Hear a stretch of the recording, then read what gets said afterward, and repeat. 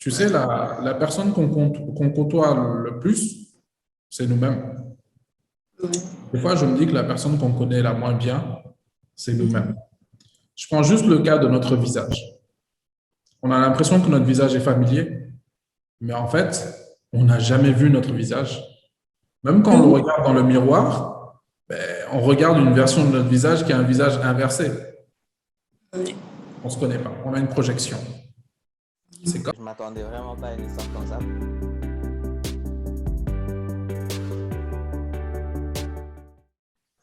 Hello tout le monde, hello Mohamed. Bonjour à tous et à toutes. Bonjour Marie. J'espère que vous allez tous bien. Alors aujourd'hui, on est les guests de Harmony Stories. Alors, on va aller très vite. Mohamed, dis-moi, est-ce que tu pourrais te présenter? Pas le plus important, donc Mohamed Diallo, je suis fondateur de ByFeeling. ByFeeling est un cabinet de marketing digital qui accompagne ses clients à pouvoir avoir de la croissance sur Internet. Et je suis aussi, en ce qui concerne ma vie associative, président d'une association qui regroupe plus d'une cinquantaine de dirigeants au Sénégal, qui s'appelle le Centre des jeunes dirigeants du Sénégal. Super. Alors, je vais me présenter pour aller très vite. Pour ceux qui ne me connaissent pas, je m'appelle Marie-Wed. J'ai 26 ans, je suis digital stratégiste, donc le digital, c'est mon domaine et je suis aussi écrivaine et je prépare une surprise en fin d'émission. Je pense Ardo, il est un peu au courant, mais il n'a pas la nouvelle. Donc, voilà un peu pour me présenter. Donc, mon travail au quotidien, c'est d'aider les marques à progresser, à être plus présents en ligne. Et aussi, dans le cadre de mon écriture, j'essaie d'offrir des pansements aux personnes avec mes mots. Dis-moi, est-ce que tu peux nous parler plutôt de ton travail de tous les jours et surtout de l'entrepreneuriat? Mon travail de tous les jours, je dirais que c'est un excellent point et je dirais que c'est une vérité qui évolue au fur et à mesure que le temps passe. Et aujourd'hui, je considère que mon travail, tous les jours, c'est de faire grandir les autres, de faire grandir mes clients, de faire grandir mes employés, de me faire grandir moi-même, bien entendu, et de faire grandir toutes les personnes qui sont autour de moi. Il y a quelque temps encore, je dirais 1 an ou 2, je considérais qu'entreprendre se limitait au business. Mais à date, à l'instant où on parle, je considère qu'il faut entreprendre sa vie de manière globale et pour tous ses rôles. Et c'est ce que je fais au quotidien. J'ai choisi de me considérer comme un Africain qui est simplement engagé à apporter de la croissance positive pour ses différents rôles et pour les différentes personnes avec lesquelles j'ai la chance de pouvoir évoluer au quotidien. Est-ce que tu pourrais revenir sur tes réalisations et engagements? Tu as fait quoi comme réalisation sur le plan pro particulièrement? Je trouve que ces dernières années, depuis les années 80-90, on commet une grave erreur. C'est qu'on met en avant les entrepreneurs, mais les entrepreneurs ne sont rien sans leurs équipes en fait. Et si je parle de mes réalisations, je choisis de parler des réalisations plutôt de l'équipe ByFeeling. Et depuis des années, on a accompagné plus d'une centaine de projets à pouvoir utiliser le digital pour avoir de la croissance. La vision chez ByFeeling est la même depuis quelques années. C'est démocratiser les évolutions positives de notre époque. Et chez ByFeeling, lorsqu'on apprécie, on a presque 10 ans d'existence, mais quand on a commencé en 2012-2013, on a introduit sur le marché ouest africain la notion, par exemple, de landing page. Ensuite, on a introduit la notion de conversation digitale. Ensuite, on a introduit la notion de inbound marketing. Et dans quelques instants, pas quelques instants, mais dans quelques mois, on va introduire une autre notion. Ce ne sont pas des notions qui sont inventées par ByFeeling du tout, mais ce sont des évolutions positives à l'échelle internationale que ByFeeling introduit sur le marché pour que nos entreprises et nos organisations puissent en fait avoir beaucoup plus de croissance. Donc, je pense qu'en termes de réalisation, en termes d'équipe, c'est vraiment de pouvoir prendre ces méthodologies et les adapter à notre contexte. Je pense que ce sont une plus grande réalisation. Je crois profondément et j'ai confiance aux personnes. Je crois profondément au process, mais j'aime les personnes en fait. Et les méthodologies sur lesquelles on travaille en ce moment, ce sont des méthodes qui mettent la personne au cœur de toute la réflexion. Tu es centré humain dans ton travail au quotidien. Tu utilises des méthodologies et des process. C'est cela. Forcément, ce sont des points plutôt qui qui réussissent en fait à des agences, cabinets qui osent se lancer dans ces deux volets. C'est Super. ça. Je voyais autrement ce podcast. Je sais pas. Pas totalement professionnel et tout. Et du coup, peut-être je vais commencer à te poser des questions un peu plus perso, comme je t'ai dit tout à l'heure. Et du coup, j'aimerais avoir ton avis, en fait, sur tout ce qui est potentiel, en fait. Wow. Sur le potentiel, Oui. on pourrait faire 30 podcasts sur le potentiel, Marie. Et même plus. On pourrait en faire des dizaines, des centaines. Oui. Ce que je peux dire dans le potentiel, Mhm. je pense que peut-être comme moi, tu croises des personnes au quotidien qui te disent qu'elles ne se sentent pas capables de faire les choses. Oui, c'est sûr. Peut-être comme moi, tu croises ces mêmes personnes qui te disent qu'elles ne sont pas capables de faire les choses et en plus de ça, qu'elles ne méritent pas de Ouais. réussir. Ouais.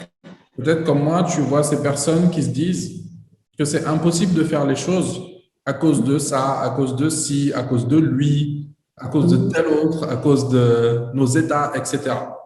Ouais. Et peut-être comme moi, tu connais des personnes qui sont très âgées, Mhm. qui te disent qu'elles n'ont jamais réalisé leurs rêves. Ouais, ouais, Et sûr. peut-être comme moi, tu les vois, ces personnes partir en te disant, mon plus grand regret, c'est de ne pas avoir vécu ma vie. Imagine un instant qu'on soit capable de réaliser tout ce qu'on a envie de faire. Ouais. Imagine qu'on puisse se dire, j'ai le droit de réussir, j'ai le droit de vivre ma vie. Mhm. Et imagine qu'on puisse avoir tous ce pouvoir illimité. Ouais. Et cette notion de potentiel, pour moi, elle est extrêmement fondamentale, Marie, parce que pour ma conviction à date, c'est qu'on a un potentiel illimité. Et quand on réfléchit même et on s'intéresse à la notion, plutôt à l'origine du mot potentiel, on réalise une chose en fait. Le mot potentiel est issu du latin et a la même racine que le mot puissance. Mhm. Et cette puissance, pour moi, on doit déjà se dire, hein, comme tu le disais un jour, je me permets de te citer, tu disais, il faut s'autoriser à vivre une vie extraordinaire. Oui. Et ce potentiel-là, il se retrouve dans cette vie extraordinaire que chacun peut projeter en me disant mon plein potentiel et ce que je souhaite réaliser dans la vie, c'est cela. Et en se disant, je suis ma propre limite. Je suis mon propre potentiel. Et ce que je me permets aussi de faire, c'est de citer un monsieur qu'on apprécie tous les deux, Felwine Sarr, et qui dit la seule urgence, c'est d'être à la hauteur de son potentiel. Oh Donc, my God. ce que j'aimerais vraiment qu'on retienne tous ensemble, c'est qu'on n'a pas de limite. Notre potentiel, il est celui qu'on définit et on a la possibilité de trouver la puissance pour réaliser ce potentiel. Ce que je voulais dire, si tu me permets, en complément, ce qui est intéressant dans son code, c'est qu'il s'applique à notre échelle individuelle, il s'applique à l'échelle globale, collective, il s'applique même à l'échelle en fait, de nos nations et de nos continents. Et le point, c'est de dire, je ne suis pas en compétition avec un tel, avec une autre personne, avec ça, avec ci. Je suis juste en compétition avec moi-même pour développer mon potentiel.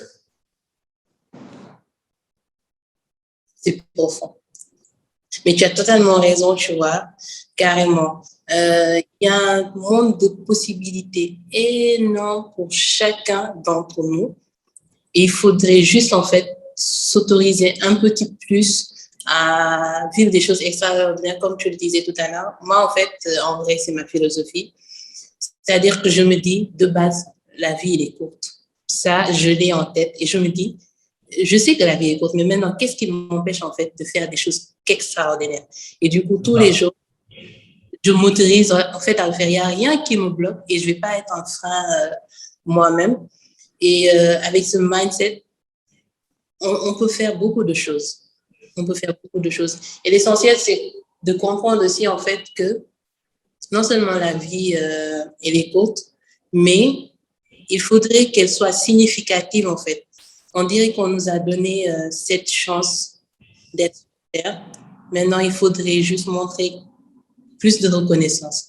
Faire son maximum pour les autres, réaliser des choses, en fait, à la hauteur de son potentiel. Parce que je crois que concrètement, en chacun de nous réside des choses qu'il faut juste libérer. Donc, ça a été un plaisir d'avoir ton avis, en fait, sur le potentiel. Et j'en profite, en fait, pour faire le pont vers la question suivante, qui a un peu trait au potentiel, mais c'est à propos de l'atteinte de ses rêves, en fait. À propos de l'atteinte de ses rêves et de son potentiel. Oui. Euh, Oui. j'ai plusieurs choses à dire sur cette question, Marie. La première des choses qui est en relation toujours avec cette question du potentiel et du rêve, j'ai envie de dire, mes frères et sœurs, soyons réalistes, exigeons l'impossible et faisons-le pour pouvoir construire quelque chose qui est vraiment beaucoup plus grand que nous, en fait, meilleur que nous sur tous les plans. J'écoutais un artiste il y a quelque temps, il a une phrase dans sa chanson qui est magnifique. Il dit, je ne me rappelle pas de la phrase exacte, mais quelque chose du genre, les petits me demandent ce que ça fait déjà d'être au premier million. Et il dit, je ne sais pas, je cours déjà après le deuxième million. Oh! Il parle d'argent et ce qui est intéressant, c'est que bon, peut-être que lui, ça fait partie de sa réalisation en termes de rêve, mais ce qui est intéressant, c'est que le rêve, c'est quelque chose finalement qui est potentiellement en mouvement. À partir du moment où on accomplit une partie de son rêve, on arrive à un stade où on a la possibilité de pouvoir rêver d'autres choses et d'accroître ce potentiel et d'aller vers un rêve qui est beaucoup plus grand. Ce rêve, d'ailleurs, en réfléchissant, paradoxalement, c'est peut-être pas une destination. Ce rêve, peut-être qu'on a la possibilité de le vivre tous les jours. Et moi, de plus en plus, je suis convaincu par une chose, c'est qu'on a tout ce qu'il faut en nous pour être les plus heureux du monde. Et il nous reste simplement à nous en souvenir tous les jours au quotidien et simplement à mettre en place des actions pour pouvoir être heureux au quotidien.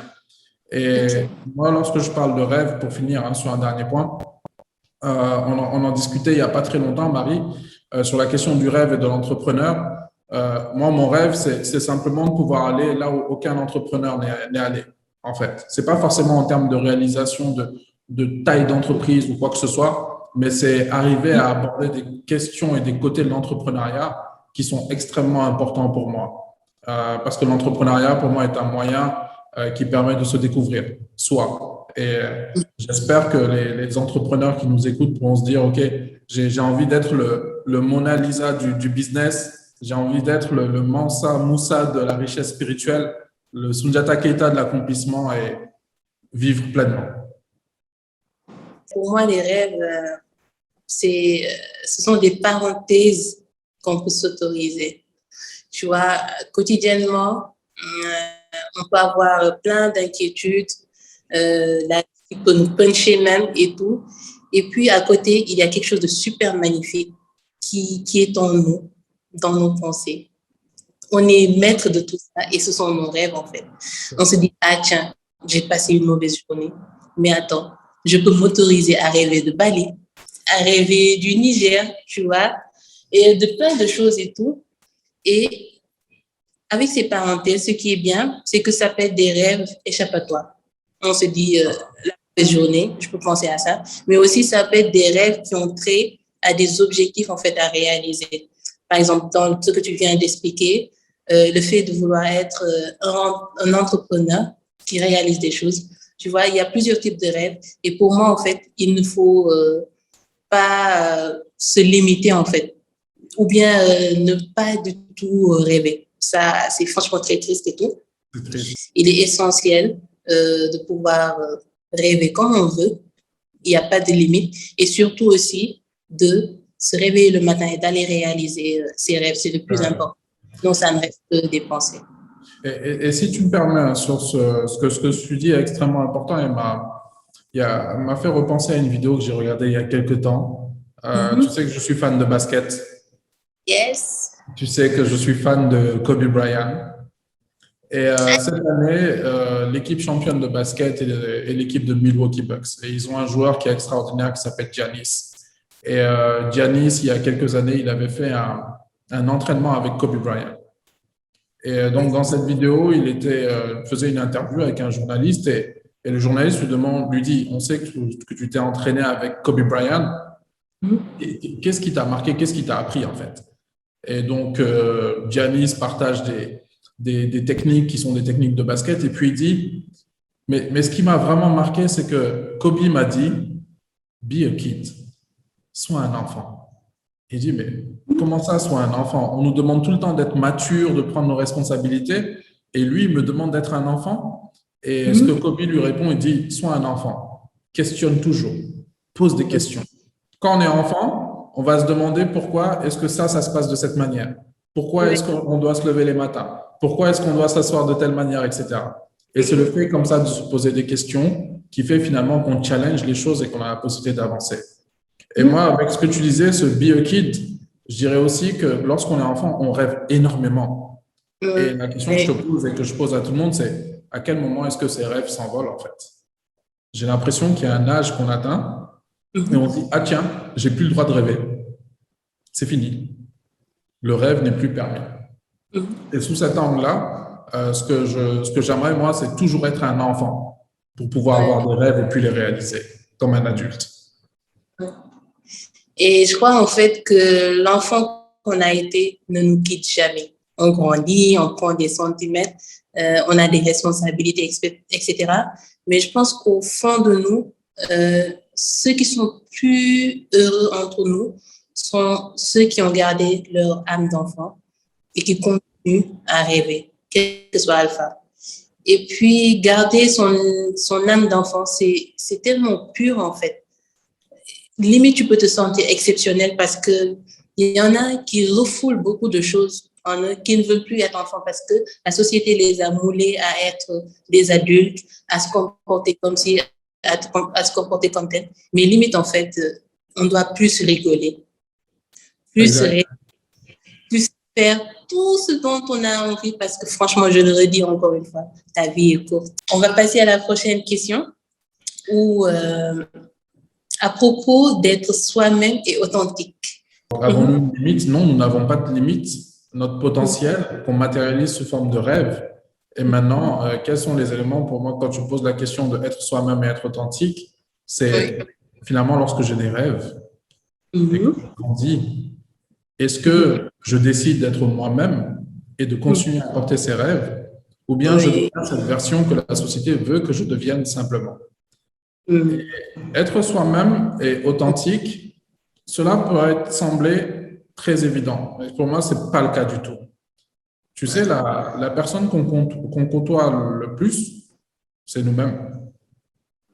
Des fois, je me dis que la personne qu'on connaît la moins bien, c'est nous-mêmes. Je prends juste le cas de notre visage. On a l'impression que notre visage est familier, mais en fait, on n'a jamais vu notre visage. Même quand on le regarde dans le miroir, on regarde une version de notre visage qui a un visage inversé. On ne se connaît pas. On a une projection. C'est comme, on ne peut pas se regarder de l'arrière. Personne ne peut faire ça, à moins de prendre des photos. Et ça, pour moi, ces exemples, ils sont marquants parce qu'ils veulent dire qu'on a un travail à faire pour nous connaître, pour être soi-même. Il faut d'abord se connaître. Pour être authentique, il faut savoir quelle est son authenticité. Et c'est un exercice qui est très difficile parce qu'on a énormément d'influences qui nous entourent, Marie. Et ces influences, ce sont des croyances qu'on nous installe. Et dans le monde dans lequel on vit, qui est surexposé en termes de médiatisation, avec les réseaux sociaux, c'est très simple.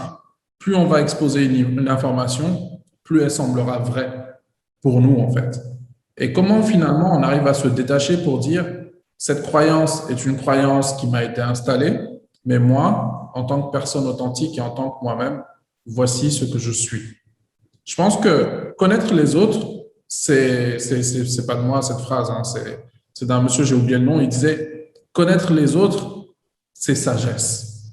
Se connaître soi-même, c'est sagesse supérieure. J'ai l'impression que c'est Maître Yoda qui peut-être l'a dit, mais c'est vraiment ça le challenge. Et la base, c'est de se connaître. Mais une fois qu'on se connaît, la base, c'est de défendre ses positions. Comment, par exemple, si toi, dans la personne que tu es, tu décides d'aller à contre-courant de la société, comment tu fais pour vivre cela et pour défendre ta position, en fait? Et là, par contre, c'est toujours en réflexion à mon niveau. Quand je trouverai des réponses. Franchement, j'ai super aimé une chose que tu as dit tout à l'heure. Tu as dit en fait qu'on ne peut pas se voir, et que particulièrement, évidemment, en fait, ce sont les autres qui nous voient. Et du coup, je me dis en fait que si ce sont les autres qui arrivent à voir notre visage, on doit leur offrir en fait juste ce qu'on est, pas plus ni moins, parce que ce serait un costume à endosser chaque jour. Et limite ça, si tu le fais en fait, tu vas te fatiguer très vite et tout.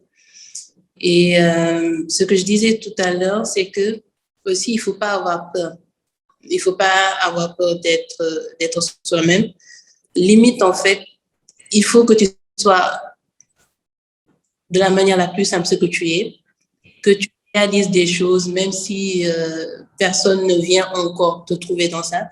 Mais par expérience, ma petite expérience, je sais que quand tu fais des choses et que tu te dis « Ah oui, personne ne voit ce que je fais. Ah oui, nanani, nanana », c'est qu'à un moment ou à un autre, forcément, les autres vont venir voir ce que tu fais. Mais limite, ça se base en fait sur le fait d'être authentique et d'être soi-même. Parce que ça ne sert à rien que les autres viennent voir ce que tu fais et que toi-même, tu ne te retrouves pas dedans, que ce n'est pas toi en fait. Tu auras toujours l'impression que tu joues une pièce de théâtre, etc., etc. Et du coup, pour moi, franchement, c'est très, très important d'être moi-même et surtout d'être authentique, de croire en ce que je crois, quel que soit Alpha. Maintenant, je comprends aussi une autre chose, c'est qu'on vit en société, mais vivre en société, ça ne veut pas dire rentrer dans un moule jusqu'à perdre en fait son identité. Le but de tout ça, c'est d'être en paix avec soi-même, de comprendre qui on est, de comprendre son passé, son histoire et tout. Mais l'essentiel, c'est de toujours offrir au monde le meilleur de nous-mêmes, mais encore une fois, juste nous-mêmes. C'est cela. La notion d'identité, tu as parlé d'identité. Pour moi, elle est extrêmement complexe, en fait. Elle est très, très complexe. Je pense qu'on pourra en reparler lors d'un autre podcast ou lors d'une autre occasion. Oui. Elle est très complexe parce que cette identité, finalement, elle est tellement multiple. On correspond à tellement de croyances, à tellement de choses qui se passent sur Terre en même temps. Mais c'est important d'apprendre, en tout cas, à se connaître. Pour ceux qui arrivent, je pense que c'est une forme de bénédiction.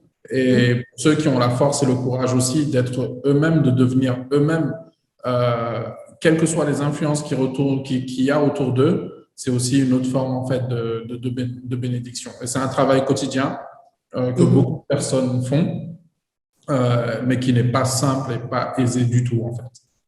Oui.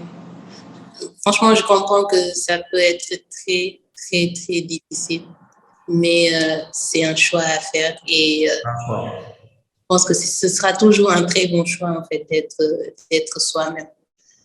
On va dormir tranquillement le soir en sachant qu'on n'a pas joué de rôle en fait dans la journée et que le plus souvent, j'ai l'impression que plus on est authentique, plus les gens s'intéressent à vous.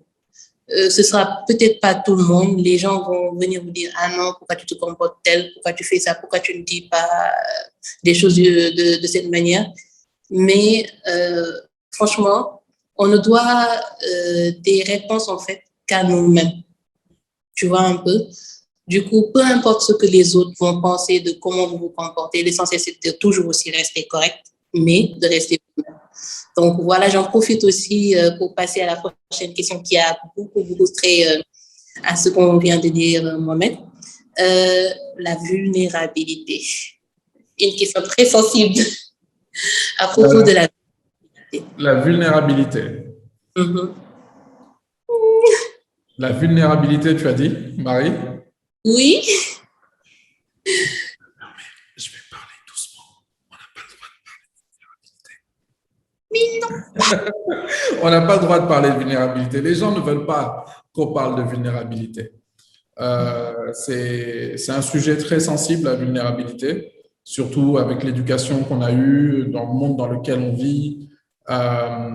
On est vraiment dans des situations de forte dominance, de puissance. Et donc, la vulnérabilité, c'est quelque chose que chacun de nous, je pense, vit dans son intimité profonde et qui n'est pas forcément partagée.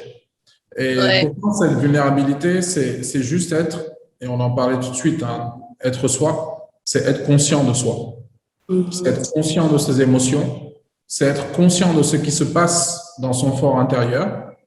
Et cette vulnérabilité, c'est lorsqu'elle arrive, parce qu'on la vit tous, toutes,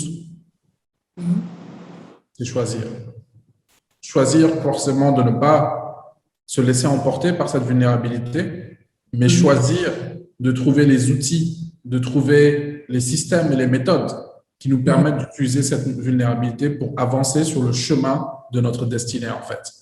Donc, je pense que c'est et les plus grosses œuvres hein, qu'on regarde, même au niveau des artistes, ont souvent été créées dans des moments d'extrême vulnérabilité.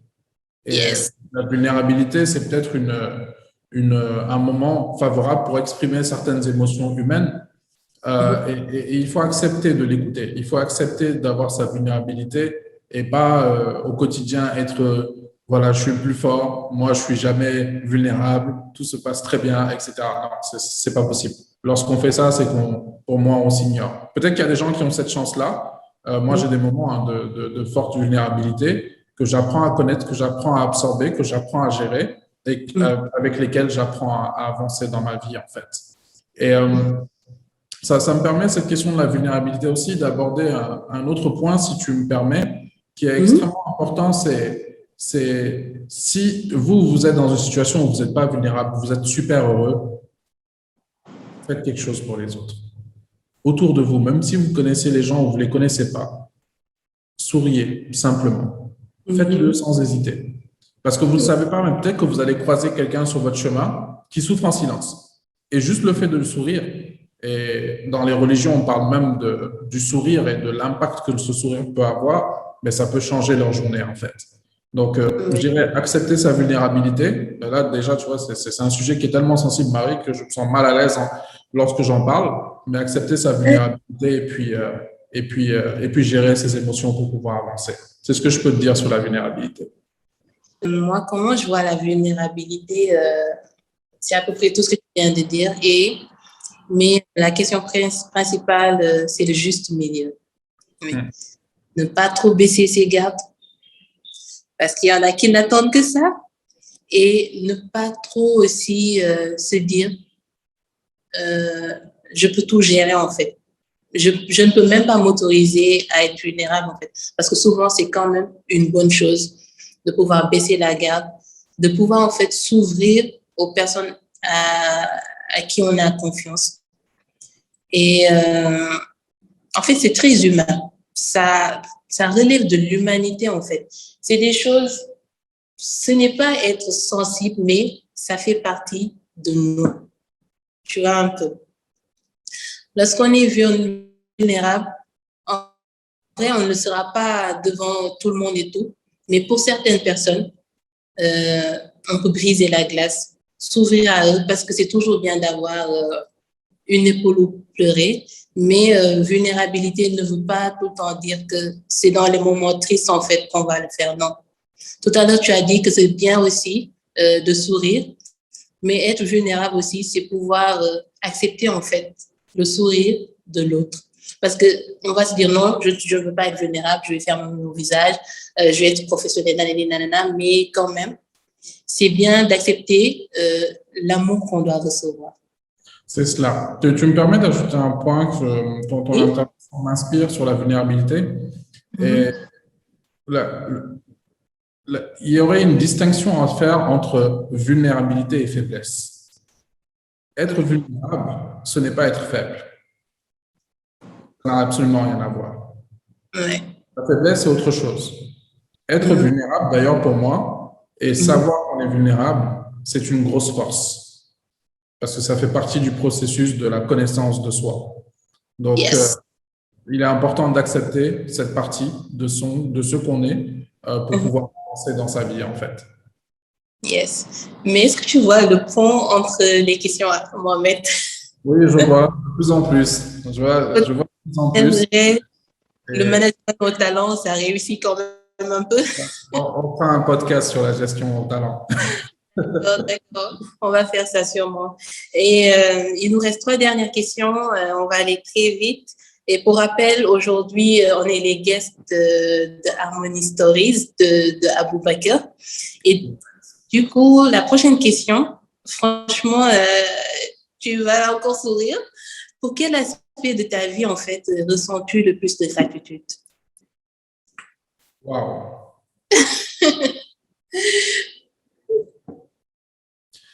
Pour quel aspect de ma vie est-ce que je ressens le plus de gratitude?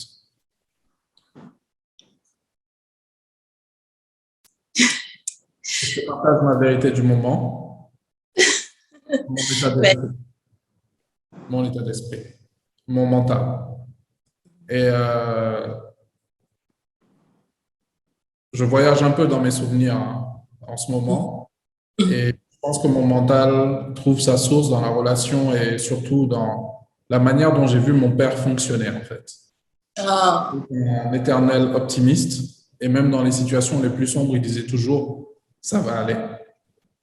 Et quand j'étais petit, mon père me donnait souvent des lectures. Et une lecture qui m'a beaucoup marqué, c'est la biographie de Malcolm X.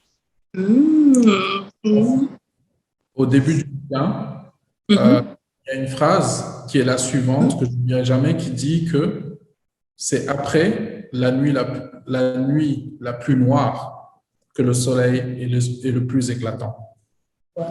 Après la nuit la plus noire que le soleil est le plus éclatant. Et cette phrase, quand les choses ne se passent pas comme je le souhaite, ben je garde toujours cette phrase en me disant, c'est parce que ça en vaut le coup que c'est difficile. Donc, mon état d'esprit est donc depuis, je dirais, depuis peut-être l'âge de 5, 6 ans peut-être, mais aujourd'hui, c'est vraiment toujours en rapport avec cet état d'esprit. C'est quand des choses arrivent dans mon quotidien, c'est de choisir les croyances qui me font avancer. D'avancer, d'utiliser et d'exploiter mon potentiel au maximum, en fait. Parce que, à date, peut-être que demain, ça changera. Je considère que ce qui est important dans la vie, c'est pas ce qui arrive. Ce qui est important dans la vie, c'est comment est-ce qu'on réagit à ce qui arrive. oui. On peut se plaindre, mais on peut aussi se dire, c'est la situation, comment je fais pour exploiter cette situation pour pouvoir avancer, en fait. Donc, je te dirais que véritablement, la chose pour laquelle je ressens le plus de gratitude, c'est mon état d'esprit. Tu as totalement raison. Il faut avoir l'état d'esprit. Ça aide dans beaucoup de situations et tout. Si tu me retournais la question. Je ne savais pas si je pouvais te la retourner tout de suite ou si je devais attendre la fin du podcast pour te la poser en off, Marie. Donc, je te pose la question. Oh là là. Quel est l'aspect de ta vie pour lequel tu ressens le plus de gratitude? De gratitude, il y a plusieurs choses. Mais je crois le plus important pour moi, en fait, c'est que même si, en fait, les gens vont te dire non, faut pas faire ça. Pour moi, en fait, je ressens de la gratitude parce que je m'autorise, en fait, à aider les autres. Excellent. Ça, même pas que ça me fait vivre, mais le plus souvent, en fait, j'étais dans des situations où je n'ai pas vu, en fait, une main tendue vers moi et tout. Et en général, je me débrouille pour sortir de ces situations. Et à la fin, je me dis, si j'ai vécu ça et que, par exemple, ça a fait très mal, il ne faut pas, en fait, qu'une autre personne puisse vivre ça. Et du coup, tous les jours, quel que soit Alpha, en fait, j'entends beaucoup de gens dire, il ne faut pas être gentil, il ne faut pas nanana, en fait. Et tout à l'heure, on en a parlé. C'est quelque chose, en fait, qui fait partie de moi. À chaque instant, à chaque fois que ce sera possible, même si j'aurai un retour négatif, en fait, je serai l'ange, en fait, pour les autres. Quel que soit Alpha, ça ne me coûte rien du tout et que je sais faire, en fait. On va passer, il nous reste 2 questions. Et du coup, à quoi accordes-tu le plus d'importance dans ton quotidien? Tes questions sont extrêmement liées, Marie. Oui. mon mental. Et je sais pas si tu connais l'histoire du petit homme gris. Non. C'est cet homme hein, qui se lève. L'histoire n'est pas de moi, elle est d'un oncle. C'est cet homme qui se lève dans un monde où tout est gris. Et donc, il se réveille dans une chambre grise. Il prend ses Mhm. habits qui sont gris, il s'habille, il sort, il prend avant de partir un café dans une tasse grise. Le café est gris. Il sort dans ce monde où les voitures sont grises, le soleil est gris, tout est gris, les arbres sont gris. Mhm. Il arrive au bureau et puis le monde est tellement gris Mhm. et gris. Et personne ne sourit. Et il est le seul à sourire. Et il y a son collègue qui dit, mais toi, comment tu fais pour sourire? Et il dit, Mhm. le monde est gris autour de moi, mais à l'intérieur, c'est coloré.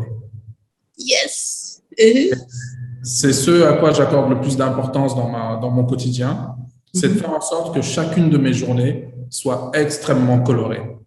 Et pour Ouais. cela, je me suis inspiré de plusieurs routines du matin et j'ai travaillé sur ma propre routine du matin qui est inspirée aussi de Kobe Bryant. C'est la Mhm. routine de la Mamba Mentality. Et donc, j'ai 5 étapes par lesquelles je passe. La première étape, c'est le M, le premier, la méditation. Donc, je prends le Mhm. temps de m'écouter et de savoir où est-ce que j'en suis, comment je me sens intérieurement. Lors de cet instant aussi, donc tous les matins, j'apprends. Donc, le A de la Mamba Mentality, j'apprends et je note surtout les apprentissages de la journée précédente pour voir quels sont les points qui ont été positifs et quels sont les axes d'amélioration. J'en Mhm. profite quand j'ai le temps pour lire rapidement un texte ou lire une phrase d'inspiration ou bien même lire quelques pages d'un livre. Et cet apprentissage passe aussi par le deuxième M de la Mamba, la motivation. Ensuite, Yes. je définis et je confirme mes objectifs de la journée, donc mes buts de la Mhm. journée.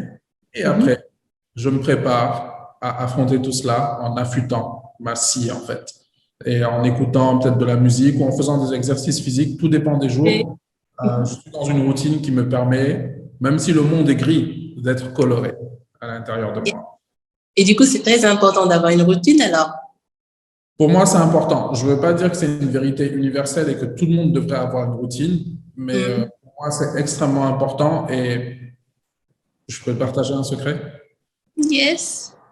Quand je ne fais pas ma routine, Marie, le monde est gris autour de moi et à l'intérieur, c'est complètement gris.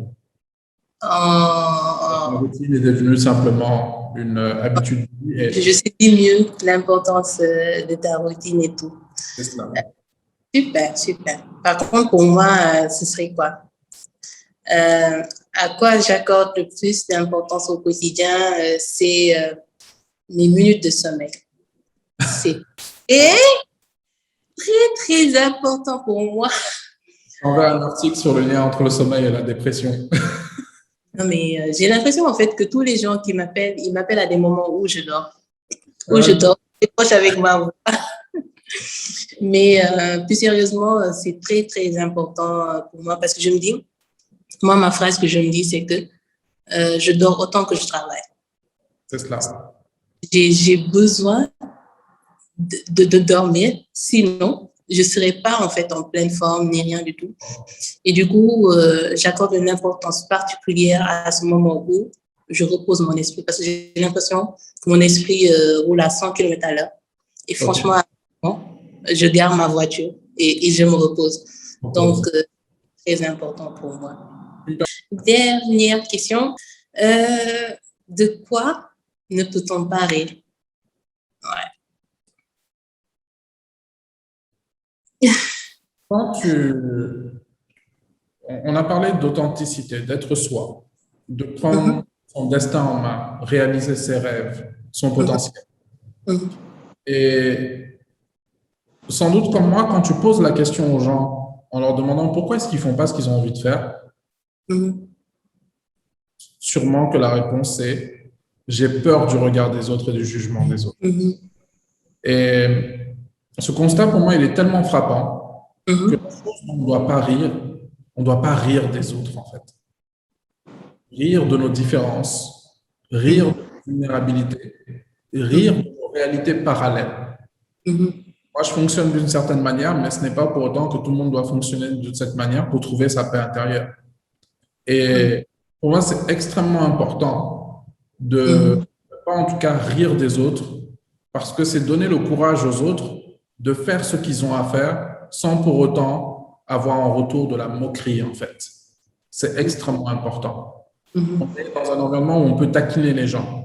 Alors, pour l'instant, je ne sais pas si même taquiner ou pas, il faudrait arrêter de le faire, mais on peut taquiner les gens, pas se moquer des gens, pas rire des gens, parce que c'est juste un sentiment horrible, en fait. Du coup, je me retrouve totalement dans ce que tu viens de dire. J'aurais dit la même chose, en fait. On ne peut pas rire des autres. Franchement, et en général, ceux qui le font, c'est ceux qui ont besoin de gagner en confiance en eux-mêmes. Parce qu'en général, une personne qui rêve, qui croit en son potentiel, qui est vulnérable, qui ressent de la gratitude pour des choses, il a atteint son plein potentiel, je dirais. Il ne peut pas, en fait, rire des autres. Donc, voilà, pour ajouter à ce que tu viens de dire. Merci, on attend la surprise. Oui, j'avais même oublié. Alors, malheureusement, je n'ai pas un exemplaire avec moi, mais dans les 2 semaines, dans une semaine, fin août, la dernière semaine d'août plutôt, mon 2e livre va sortir. Wow, excellent. Yes, et je te donne en exclusivité le titre, Le bonheur d'être triste et tout. J'espère que j'aurai l'occasion de revenir ici pour le présenter et franchement, je réserve à tout le monde beaucoup de bonnes choses. Le bonheur d'être triste, c'est bien ça? Oui, ça va être un temps. Est-ce que c'est un pansement que tu apportes de plus pour les gens? Oui, c'est ça, c'est un pansement en fait. Ouais, je tends ma main vers toutes les personnes, etc. Donc voilà. Moi, je disais, le livre, ça fait partie de ma checklist et ça fait partie du potentiel que je souhaite réaliser.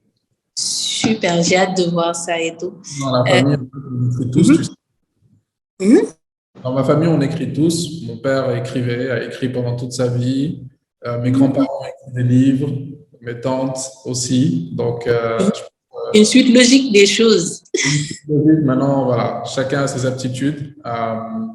Mais j'y suis, je me concentre sur ce projet. Ça m'a fait super plaisir d'échanger avec toi. Au début, Aboubacar, comment il m'avait présenté la chose, c'est que je devais faire un podcast à 2 avec un invité. Mais j'ai pas peur de l'inconnu, mais je lui ai dit, en fait, j'ai en tête une personne avec qui je voudrais le faire. Et tu as été à la hauteur. C'était un réel plaisir de parler avec toi. Merci beaucoup, Marie. C'est toi qui as facilité tout cela. Donc, ça voit si on a cette qualité en termes d'intervention. Je repars. J'étais à 10 sur 10 au début de ce podcast. Mais écoute, je suis à 15 sur 10. Yes! Super bonne chose. Merci beaucoup. Merci, tu veux faire un mot de la fin? Je t'en prie. Le mot de la fin, j'ai juste envie de dire vivez pleinement. Quoi que vous fassiez, le monde s'en remettra. Être soi-même, croire en ses rêves, surtout s'autoriser à rêver, réaliser ses rêves, vivre des choses extraordinaires tous les jours. Tous les jours, la vie est courte et tout. Respecter l'autre, c'est très important. Donner de la force aux autres, aider sans attendre quelque chose en retour, c'est super aussi important. Franchement, aider toujours. Que ce soit les autres, que ce soit les plantes, les animaux, aider en fait. Ça peut être des choses qui vont vous aider dans la vie, qui vont vous sauver et ça ne diminue rien en fait. Quand vous aidez une personne, vous avez l'impression que vous donnez quelque chose, mais sachez en fait que vous gagnez toujours. Donc c'est très important.